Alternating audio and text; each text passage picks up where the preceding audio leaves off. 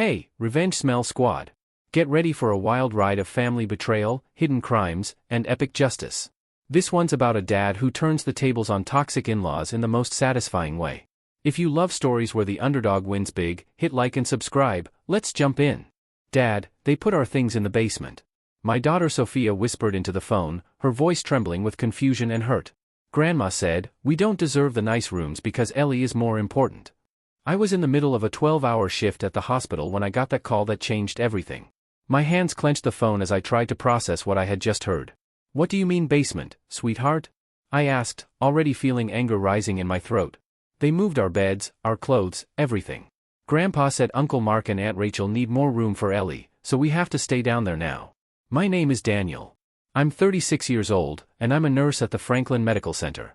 After my divorce 2 years ago, my 10-year-old twins, Sophia and Liam, and I moved in with my ex-in-laws as a temporary solution, while I saved up for a place of our own. Ellen and George had always been complicated, but they offered their help when I needed it most, working double shifts to support my kids on my own. I needed someone to pick them up from school and help with the basics. What I didn't expect was to find out that my own in-laws considered me a disposable burden. "Sophia, listen carefully," I said quietly, checking to make sure no coworkers were listening. "You and Liam, stay calm, okay? Dad will take care of this." But as I spoke reassuring words to my daughter, my mind was racing. It wasn't just about bedrooms or space. It was about respect. It was about my children being treated like second-class citizens in their own family. Liam had chronic asthma. The George's basement was damp with visible mold on one of the walls and terrible ventilation. Putting my son down there wasn't just cruel, it was dangerous. "Ellie doesn't even live here," Sophia continued, her voice getting louder. "She only comes on weekends, but now she has the nicest room in the whole house." Ellie was the 3-year-old daughter of my brother-in-law Mark and his wife Rachel. Since she was born, Ellen and George had treated her like a little princess, while my children, who had lived there for almost 2 years, were constantly reminded that they were guests in the house. "Daddy will be home in a few hours," I promised. "Until then, you two stay together, okay?" I hung up the phone and stood in the hospital hallway, feeling a mixture of anger and determination I hadn't felt in years. The other nurses passed me, going about their routines, unaware of the war that had just been declared. Because that's exactly what happened in that moment, a war. They thought they could humiliate me through my children. They thought I had no choice, that I depended on them too much to fight back. They thought they could treat Sophia and Liam like trash while spoiling their favorite granddaughter. They were wrong. What Ellen and George didn't know was that I had spent the last 6 months planning our exit. Every extra shift I worked, every penny I saved, every sacrifice I made, it all had a purpose. I had already found our new home. I had already signed the lease. I had everything organized for us to move in 2 weeks. But that was before they crossed the line that should never have been crossed. Now, instead of a quiet, civilized exit, they were going to get something very different. If you're enjoying this story of how family hypocrisy can explode in the face of those who least expect it, be sure to subscribe to the channel to find out how this seemingly hopeless situation turned into the most expensive lesson my ex-in-laws ever learned. Because when I got home that night and saw my children sitting in the cold, damp basement, surrounded by their few possessions thrown into cardboard boxes, something inside me crystallized into a cold, calculated determination. They wanted to play the family favoritism game. Perfect. But they had no idea that I had spent the last 2 years studying every rule, every weakness, every dirty secret of this family. And now it was time to show them how to play to win. Ellen and George had always treated Mark like the golden child. But when Ellie was born 3 years ago, the favoritism reached absurd levels. My ex-wife Laura had died in a car accident when the twins were only 8, and her parents took me in temporarily after the divorce because, according to them, family helps family. What a blatant lie. Mark worked in tech, made 6 figures a year, and lived in a mansion across town. But every time Ellie visited her grandparents, they turned the house into a palace for their little princess. They bought a special $1,200 bed just for her visits. They installed extra security cameras because Ellie needs to be protected. They even hired a private nanny for the weekends. Meanwhile, my kids slept in bunk beds bought at a thrift store and were constantly scolded for any noise they made. "Liam, stop coughing so loud, you'll wake Ellie," Ellen would say whenever my son had an asthma attack. As if he could control when his lungs decided to close up. The hypocrisy was so blatant, it was comical. Ellie could run around the house screaming at 6 o'clock in the morning. But if Sophia wanted to practice the violin after school, it was too much noise for a respectable home. "Daniel, you need to teach your kids to be more considerate," George told me once while Ellie destroyed Ellen's garden with a plastic trowel. Kids need to learn boundaries. Boundaries, their favorite word when it came to Sophia and Liam. Rachel, Mark's wife, was even worse. She treated my house like a free daycare, showing up whenever she needed someone to watch Ellie while she had important appointments. Her important appointments included spa sessions, lunches with friends, and shopping at expensive boutiques. "Oh, Daniel, you don't mind keeping an eye on Ellie today, do you?" she would say, already pushing the child out the door. "I promise I'll be back in no time." No time meant 8 hours later when she returned laden with shopping bags and freshly manicured nails. What irritated me most was how they treated my children like free domestic servants. Sophia was constantly called upon to help Aunt Rachel with tasks that were not the responsibility of a 10-year-old. Liam was forced to carry Ellen's heavy groceries, even with his respiratory problems. "It's good for them to learn responsibility," Ellen would say when I questioned her. But Ellie never needed to learn responsibility. Ellie was a princess who deserved to be waited on by everyone around her. The last straw came last month during Sophia's birthday. My daughter had asked for a small party with a few school friends. Nothing fancy, just pizza, cake, and some games in the backyard. Ellen thought it would be perfect to schedule the party on the same day as Ellie's christening. "The kids can play together," she said, as if she were doing me a favor. "It'll be more fun that way." What she didn't mention was that she had invited 30 people to the christening, including a professional photographer, princess-themed decorations, and a 3-tier cake that cost more than I made in a week. Sophia's birthday party became a sideshow to Ellie's own celebration. Sophia's friends were practically ignored by the adults, who were all busy admiring the 3-year-old's every move. When Sophia blew out the candles on her simple chocolate cake, half the guests were busy taking pictures of Ellie trying to eat a piece of the christening cake. I watched my daughter force a smile and politely thank everyone for a party that had been completely overshadowed by her cousin. That night, I found Sophia crying in the bathroom. "Daddy, why doesn't Grandma like us?" she asked, her eyes red and swollen. I couldn't answer. How do you explain to a 10-year-old that her own grandparents consider her inferior to her cousin? How do you tell her that in their twisted minds, she and her brother are just inconvenient obstacles standing in the way of the real favorite family? Liam was suffering even more. His grades began to slip at school, and his teacher called me in for a troubling conversation about changes in his behavior. "Liam seems anxious and distracted," Mr. Thompson explained. "He used to be one of the most outgoing students, but now he sits quietly in the corner and has trouble concentrating. At home, I saw my son tiptoeing around, trying to be invisible, so he wouldn't bother anyone. He stopped telling me about the science projects he loved because Ellen always interrupted with some more important task related to Ellie. The damp basement where they had moved my children smelled of mold that burned my nose as soon as I walked down the stairs. The walls were stained with moisture, and I could see small signs of seepage in one of the corners. For a child with asthma, this environment was potentially dangerous. But it wasn't just about health. It was about dignity. It was about Ellen looking at my children and deciding that they didn't even deserve decent rooms in the house where they had lived for 2 years. As I walked through the cold basement, seeing my children's few possessions thrown into boxes like disposable trash, I felt a strange calm settle over me because Ellen, George, Mark, and Rachel had made a fundamental mistake. They assumed I was just a desperate divorced nurse dependent on their charity to survive. They assumed I had no options, no resources, no intelligence to defend myself. What they didn't know was that I had spent the last 18 months meticulously documenting every incident of favoritism, every cruel comment, every moment of neglect toward my children. Not out of paranoia, but out of precaution.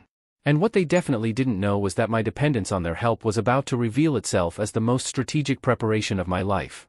While they were building their little dynasty of family favoritism, I was quietly building our escape. And when the time came for the reveal, it would be devastating. Because the truth about Ellen and George was about to explode in their faces in a way they could never predict or control. The morning after the room reshuffle, Liam had his first asthma attack in 6 months. The damp, moldy air in the basement had attacked his lungs during the night, and I found him sitting on the edge of his bed at 5 o'clock in the morning, struggling to breathe. "Dad, I can't," he whispered between gasps, clutching his inhaler with trembling hands. I carried my son upstairs, where the air was cleaner, and called the hospital to let them know I'd be late. While Liam recovered on the living room couch, Ellen came downstairs in her pink silk robe, visibly annoyed by the early morning noise. "Daniel, you need to teach that boy how to use the inhaler quieter," she complained, making coffee as if her grandson's breathing crisis were nothing more than a nuisance. "Ellie's still sleeping." I felt something cold settle in my chest. Not anger, something more dangerous, a deadly calm I recognized from my worst shifts at the hospital when I had to make critical decisions without letting my emotions get in the way. Liam has chronic asthma, Ellen, I replied in a controlled voice. The basement is exacerbating his condition. Kids need to adapt. George appeared in the kitchen, already dressed for work. In my day, there was no such thing as asthma, it built character. Built character. My 10-year-old son struggling to breathe built character. I drove Liam to school myself that day and took the opportunity to talk to the school nurse about the change in his breathing. Rebecca Thompson, a kind woman who had known my children for 2 years, was concerned. Daniel, Liam seems different lately, she confided as we updated his emergency medical plan. More withdrawn, anxious, and now this worsening asthma. Is something going on at home? We're going through some family changes, I replied carefully. But I'm taking care of it. What Rebecca didn't know was that taking care of it meant I had spent the entire night on the phone with lawyers, real estate agents, and my accountant. Moving my kids into the basement hadn't just been an insult. It had been the catalyst I needed to accelerate plans that had been in the works for months.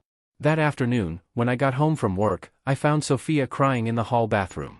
Her tears weren't from a tantrum or childish frustration, but from a deep sadness that number 10-year-old should have to carry. What happened, sweetheart? I asked, kneeling down beside her. Grandma said I can't play the violin after 5 o'clock anymore because the noise bothers Ellie when she comes to visit, Sophia sobbed. But 5 o'clock is the only time I can practice after school and homework. My daughter had won a partial scholarship for violin lessons after impressing her teacher with her natural talent. It was her passion, her escape, her source of self-esteem. And Ellen was destroying that to accommodate a child who didn't even live in the house. And there's more, Dad, Sophia continued, wiping her nose on her sleeve. Aunt Rachel said that since we're living here for free, Liam and I should help out more with Ellie when she visits, like we're babysitters for free. As if I hadn't been paying a significant portion of the household bills for the past 2 years, as if I wasn't the one who fixed the leaky faucet, mowed the lawn, cooked for the whole family on weekends. You know what hurts me the most? Sophia whispered, looking me in the eyes with a disturbing maturity. It's that they act like we don't deserve to be here, like Ellie is more important because she has rich parents. At that moment, looking at my daughter's bruised face, something fundamental crystallized inside me. It was no longer about quietly leaving the house. It was about justice. It was about showing Ellen, George, Mark, and Rachel that underestimating Daniel Peterson had been the biggest mistake of their lives. That night, after the children had fallen asleep in their new rooms in the basement, I went upstairs to have a final conversation with my former in-laws. I found them in the living room watching television, comfortably settled in their leather armchairs like kings, surveying their domain. We need to talk about the kids, I began calmly. If it's about Sophia's violin, we've already decided, Ellen said without even looking at me. She can practice in the basement if she wants, the sound doesn't carry as much down there. The basement isn't properly soundproofed, and Liam is having asthma attacks because of the humidity, I explained, keeping my voice level. George sighed dramatically. Daniel, you've always been overly protective of these children, a little adversity is good for them. Adversity. They called putting an asthmatic child in an environment that assaulted his lungs adversity. Maybe it's time we considered other living arrangements, I said, testing their reactions. It was like I'd thrown a bomb in the middle of the room. Ellen finally turned to face me, her eyes flashing with something between panic and indignation. Other options? She repeated. Daniel, you don't have other options. Where else are you going to get help with the kids? Who else is going to give you a place to live while you get your finances in order? You're being dramatic again, George added dismissively. A few adjustments around the house don't warrant this overreaction. They were so certain of my desperation, of my dependence, that they couldn't even conceive of the possibility that I had alternatives. To them, I was a broken man, emotionally and financially destroyed by divorce, grateful for any crumbs of help they would throw my way. You're right, I replied finally, forcing a tired smile. Sorry for the drama, it's just been hard adjusting to all these changes. The relief on their faces was almost comical. They had put me back in the dependent, problematic son-in-law box where I belonged in their twisted minds. I'm glad you understand, Daniel, Ellen said condescendingly. Family means making sacrifices for each other, and right now, Mark and Rachel need more support. Sacrifices. It was always my children who had to make sacrifices. I went down to the basement that night and found Liam and Sophia huddled together in the darkness, whispering about how to make themselves invisible so they wouldn't bother anyone. My children were developing survival strategies in their own home. I sat down on Liam's bed and hugged them both. Listen to me carefully, I whispered. You are the most important people in my life. You deserve respect, love, and a home where you can grow up without fear. And I promise I will make sure you have that. But how, Dad? Sophia asked with the cruel pragmatism of children who grow up too fast. Grandma and Grandpa don't really want us here. I smiled in the dark, a smile they couldn't see, but that carried all the determination that had built up during months of quiet planning. Let Daddy worry about that, I replied. Just trust me a little longer. What they didn't know was that a little longer meant exactly 72 hours. In 72 hours, Ellen and George would discover that all the security and control they thought they had over our situation had been a carefully maintained illusion. While they slept peacefully in their comfortable beds, I was finalizing the last details of a plan that would not only free us from this house, but show the entire family the true cost of humiliating the wrong people. Because Ellen and George were about to learn a lesson that took them a lifetime to deserve, and when the storm hit, they wouldn't even have time to look for shelter. The morning after our reconciliation talk, I began implementing plans that had been carefully laid out over the past 8 months. While Ellen and George believed they had brought me back into line, I was finalizing the transfer of all my assets to the new bank account I had opened in my name and my children's names. What they didn't know was that my apparent financial dependence was an illusion I had meticulously cultivated. Every penny I contributed to household expenses actually came from a separate account I kept specifically for that purpose. My actual salary as a specialized nurse, plus the extra shifts and private consulting work I did on weekends, had allowed me to live comfortably for a long time. The house I had found was not a recent discovery.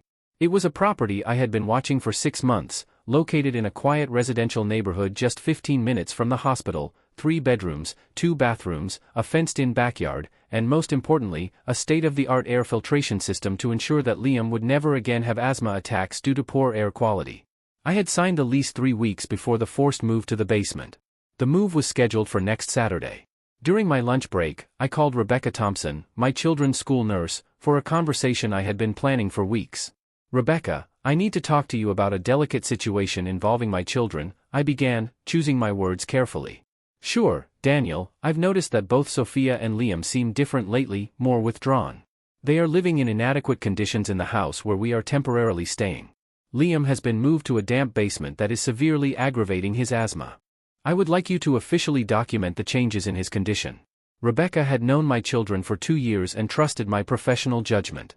As a fellow healthcare professional, she immediately understood the legal implications of what I was requesting. I'll prepare a detailed medical report on Liam's respiratory status and the behavioral changes I've observed in both children, she confirmed. These records could be important if you need official documentation. Official documentation, just what I needed. That afternoon, I found Rachel in the kitchen preparing Ellie's bottle with special filtered water Ellen had purchased exclusively for her favorite granddaughter. The irony was that my children had been drinking tap water for 2 years. Daniel, I'm so glad I found you, Rachel said in that condescending tone she had perfected. Mark and I were talking about how Sophia and Liam could help out more with Ellie during visits. They're at the perfect age to learn responsibility. What kind of help do you have in mind? I asked, keeping my voice neutral. Simple things, Sophia could help with Ellie's meals, and Liam could carry the equipment when we arrive, nothing too much. Just small tasks that show they understand the privilege of having a little cousin. Privilege? As if my kids should feel honored to be treated like child servants. I'm sure they'll be happy to help, I replied, knowing it would be the last time Rachel would make such a request. As Rachel continued to detail how my children could best serve her family's needs, I discreetly recorded our conversation on my phone. Not out of paranoia, but because I had learned to document anything that might be relevant later. Mark came home that night with an even more arrogant attitude than usual. During dinner, he proudly announced that he had received a significant promotion at work. I'm finally getting what I deserve, he said, cutting his steak like a king in his castle. Rachel and I are thinking about expanding the house, maybe add a whole wing for when Ellie grows up. How wonderful, dear, Ellen practically beamed with pride. You are always destined for success. While the family celebrated Mark's achievements, Sophia and Liam ate silently in the corner of the table like ghosts in their own home. No one asked about their day at school. No one noticed that Liam had been coughing throughout the meal because of the dampness in the basement. Daniel, George addressed me like a feudal lord speaking to a servant. We hope you understand the importance of setting a good example for the children. Mark worked hard for this promotion. It's important that Sophia and Liam see the value of dedicated effort. The value of dedicated effort. As if I didn't work 12-hour shifts saving children's lives while Mark pushed buttons in an air-conditioned office. Absolutely, I agreed with a smile. Children definitely need to understand how the real world works. Later that night, after everyone had gone to bed, I went down to the basement to check on my kids. I found them awake, whispering, planning how to behave the next day so as not to upset anyone. Dad, Liam asked me as I sat down on the edge of his bed. Why do Grandma and Grandpa like Ellie better than us? The question broke my heart, but it also crystallized my final determination. Sometimes people have wrong ideas about what's important, I replied carefully. But that has nothing to do with you. You are extraordinary, and anyone lucky enough to have you in their life should treat you like the treasures you are. But we're going to have to stay here forever, Sophia asked, her voice laden with a resignation number 10-year-old should feel. I smiled in the dark, a smile laden with all the secret plans I had been developing. No, sweetheart, definitely not forever. What my children didn't know was that our move was scheduled to happen in less than 72 hours. What Ellen, George, Mark, and Rachel didn't know was that their comfortable family dynamic was about to implode in a way they could never have predicted or controlled. If you've been following this story and wondering how anyone could plan such a meticulous exit while appearing to be completely defenseless, subscribe to the channel because the execution of this plan will show that underestimating the intelligence of a protective father is the most expensive mistake a family can make. Because on Friday morning, as I served breakfast to the family I thought had completely tamed me, I received a phone call that would set in motion events that would change their lives forever. The person on the other end of the line said just 5 words that sealed the fate of all of us: Daniel, we have everything we need. The call was from the private investigator I had hired 3 months earlier. James Carter had 20 years of experience digging up corporate secrets, and what he had uncovered about Mark and his company was far more sordid than I could ever have imagined. The wire transfers are all documented, James explained as we reviewed the files in my new home, which was completely furnished and ready to welcome my children. Mark has been embezzling funds from investors for 2 years, over $400,000 in offshore accounts. But that was just the beginning. George, my respected former father-in-law who worked in the city's licensing department, had been illegally approving construction projects in exchange for kickbacks. The scheme involved Mark providing the tech contacts while George facilitated the bureaucratic approvals. The new house they're building, James continued, showing photos and documents, financed entirely with dirty money, and Ellen knew all about it. She signs as a witness on several fraudulent contracts.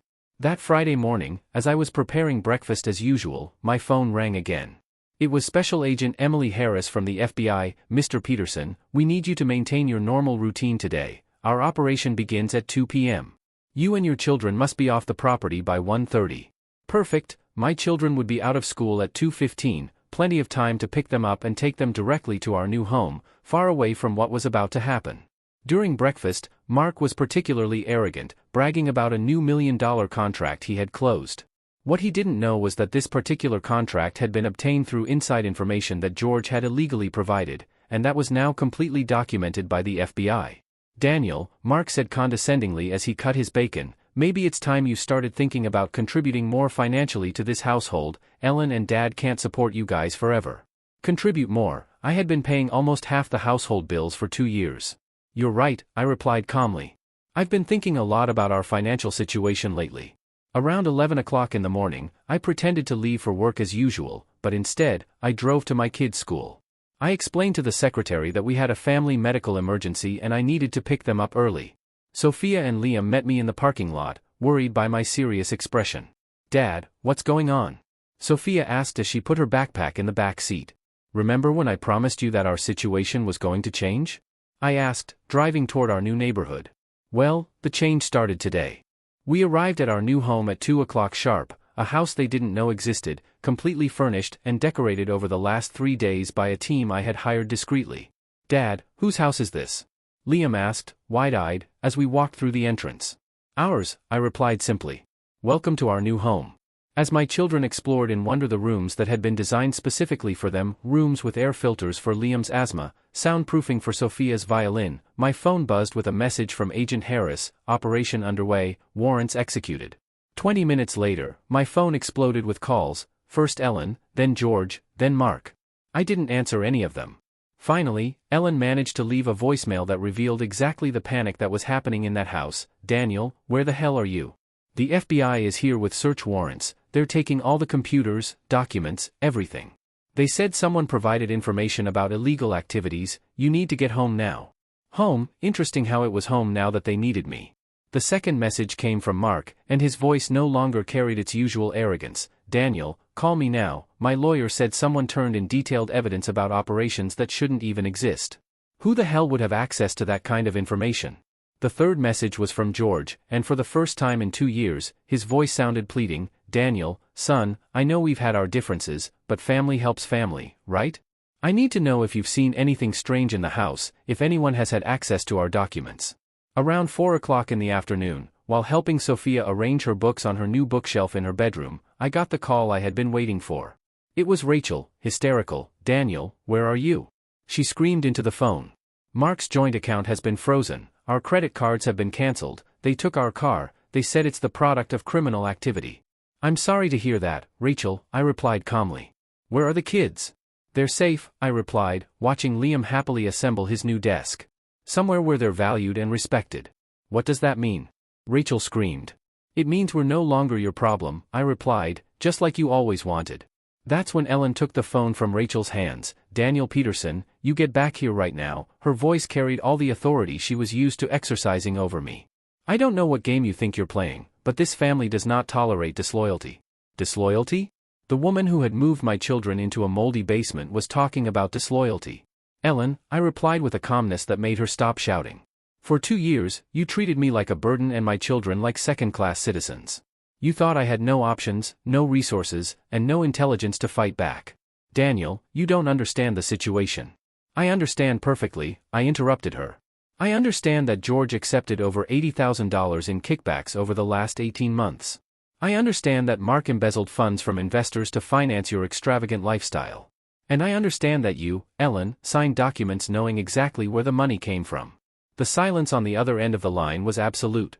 Where did you get this information? She whispered. You've forgotten that I work in a hospital with forensic accountants, insurance investigators, and lawyers who specialize in financial crimes, I explained patiently. People who noticed some interesting inconsistencies when I started asking the right questions. In fact, it was even simpler than that. Since I had access to the computers in the house for 2 years, I had discreetly copied documents I shouldn't have seen, documents that Mark left open while he worked, bills that George received by email, conversations I overheard through the thin walls of the house. The irony was delicious. They had treated me like a piece of furniture for so long that they forgot furniture has eyes and ears. Daniel, Ellen's voice was shaking, now we can talk about this, we are family, we can work this out internally. Family, I repeated, family doesn't move children into unsanitary basements. Family doesn't constantly humiliate their own grandchildren. And family definitely doesn't use stolen money to finance whims while pretending to be morally superior. That's when Mark took the phone, his voice heavy with a desperate anger that I recognized as fear in disguise. You don't know who you're messing with, Daniel. I can destroy your career, your reputation, your entire life. I laughed softly. Mark, your company is under investigation for federal fraud, your accounts are frozen, your father is about to be indicted for corruption, and you think you can threaten me? What they didn't know was that there was one last bomb left to explode, a bomb that would turn this federal investigation into a scandal that would dominate the local headlines for months. And at 5 o'clock that afternoon, when the news cameras arrived at the door of the house where I had been humiliated for so long, that bomb would finally explode. The 5th bomb exploded at 5 o'clock when the television cameras arrived, not by accident. I had provided information to 3 investigative journalists about the exact timing of the federal operation. What turned a simple search warrant into a national scandal was the discovery that George had forged adoption documents to facilitate child trafficking schemes through his position at City Hall. Mark wasn't just a financial fraudster, he was the tech expert who created digital systems to erase traces of missing children. The cameras captured Ellen being handcuffed at the front door, screaming about how those ungrateful kids had destroyed the family. The irony was delicious. She still didn't understand that her own ungrateful kids were safe in their new home watching cartoons and eating pizza. The most satisfying moment was when Ellen was asked by reporters why she had put children at risk, and her response was, they should be grateful to have a roof over their heads. That phrase went viral on social media. #GratefulForNothing became a national meme symbolizing the hypocrisy of people who use charity as an excuse for abuse. Mark was arrested in his office during a meeting with Japanese investors who had flown specifically to Franklin to close a $20 million deal. Images of him being escorted in handcuffs through the halls of a company he built with dirty money circulated on social media for weeks. The most devastating detail was discovering that Mark had used the identities of missing children to create fake offshore bank accounts. When investigators traced the funds, they found connections to international human trafficking rings. George tried to escape through the basement when he saw the cameras, but was intercepted by federal agents just as he was trying to burn documents in the barbecue grill. The ashes of the partially burned papers contained enough fragments to reconstruct evidence of bribery dating back a decade. At 62, George faced 15 federal charges that would ensure he spent the rest of his life in prison. During the trial, it was revealed that he had pocketed more than $500,000 in bribes, money he used to finance Mark's extravagances and Ellen's whims. Rachel discovered that her personal bank account had also been frozen when she tried to buy gas and her card was declined. The luxury car she drove was registered to one of Mark's shell companies, so it was confiscated by the feds. She called her mother in tears, begging to move back in with her parents until things got sorted out. But Rachel's parents, upon learning from the news that she had known about the family's crimes and never reported them, refused to help her. Rachel's final humiliation came when she had to take the bus to court, carrying Ellie in her arms because she couldn't afford a babysitter. The same woman who had once treated my children like servants was now struggling to pay for diapers. Things never worked out for any of them. George was sentenced to 25 years in federal prison with no possibility of parole. Mark received 30 years for racketeering and crimes against children. Ellen, as an accomplice, got 15 years, but her advanced age and health problems meant she would likely die in prison. Mark's company went completely bankrupt when investors discovered that 60% of his innovative products were pirated technologies from smaller startups that he had deliberately sabotaged. 6 months later, I was promoting Sophia and Liam to their new beds in our permanent home, a 4-bedroom property I bought with the money from selling exclusive information to documentary filmmakers about organized crime. My experience as a key witness earned me lucrative contracts with 3 television networks. The documentary Family Predators won an Emmy for Best Investigative Reporting. During the awards ceremony, they dedicated a special segment to how courageous whistleblowers help expose systemic corruption. Liam hasn't had an asthma attack since. The air filtration system in the new house is so effective that he was able to run a full mile without stopping for the first time in years. Sophia became first violinist in the City Youth Orchestra, and her teacher commented that she had never seen a child with such natural talent and discipline. Most importantly, they grew up knowing that their father had fought for them when no one else would. They learned that standing up for yourself isn't revenge, it's self-respect. Rebecca Thompson, the school nurse, became a close friend of the family. She often commented on the dramatic transformation she saw in both children. Daniel, she told me during one of Sophia's violin recitals, "I've never seen children recover so completely from family trauma. They didn't just survive, they flourished." My supervisor at the hospital, Dr. Lopez, also noticed changes in my work. The confidence I gained from confronting my dysfunctional family translated into natural leadership on the medical team. "You're different, Daniel," he observed during my annual evaluation, "more assertive, more confident. I'm promoting you to night shift supervisor." The promotion came with a 20% raise, which allowed me to set up college funds for Sophia and Liam. Never again would they be dependent on the generosity of toxic relatives. "Dad," Sophia asked me as she hung her music medals on her bedroom wall, "did you always know it would work out like this?" "Not exactly like this," I replied honestly.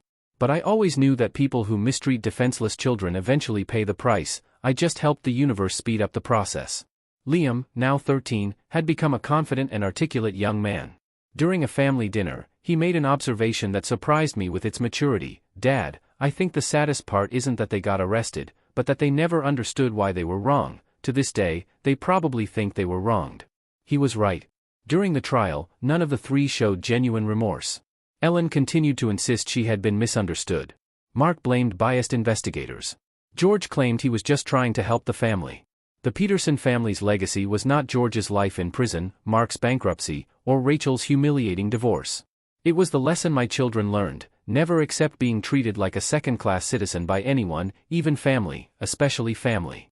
The real revenge wasn't destroying their lives, it was building such extraordinary lives for my children that the toxicity of that home became just a distant memory of a dark period that made them stronger. 3 years later, Ellen wrote me from prison asking for forgiveness and begging to see her grandchildren just once. The letter arrived the same day Liam won first place at the state science fair and Sophia was accepted into the advanced music program at the local university. I threw the letter in the trash unopened. Some bridges, when burned by toxicity, must remain ashes. What I learned during those years of rebuilding is that protecting your children sometimes means cutting ties with people who share their DNA. True family isn't determined by genetics, but by love, respect, and unconditional support. Today, our family includes Rebecca Thompson, Dr. Lopez, Nancy from work, and a dozen other people who have chosen to be there during important moments. Sophia and Liam have adoptive grandparents who love them genuinely, not conditionally. Last week, I stumbled across an article about rehabilitation programs in federal prisons. Ellen had signed up for group therapy for family reconciliation. Part of me felt a twinge of something, not exactly pity, but a sadness for the person she could have been if she had chosen love over favoritism. But then Liam called me over to see his new robotics project, and Sophia started playing a new piece on her violin, and I remembered that some stories have happy endings precisely because others end definitively. If this story of how one father's determination can turn the tables on an entire family of narcissists touched your heart, subscribe to the channel to discover more real stories of people who refuse to accept injustice and turned humiliation into victory. Stories of courage, strategy, and poetic justice that prove that manipulators always underestimate their victims. Because sometimes the best revenge isn't destroying your enemies, it's becoming so extraordinarily successful that they become irrelevant. And when your children ask you how you manage to protect them from people who should have loved them unconditionally, you can look them in the eye and say with pride, because you deserve to be happy, and I will never stop fighting for that happiness.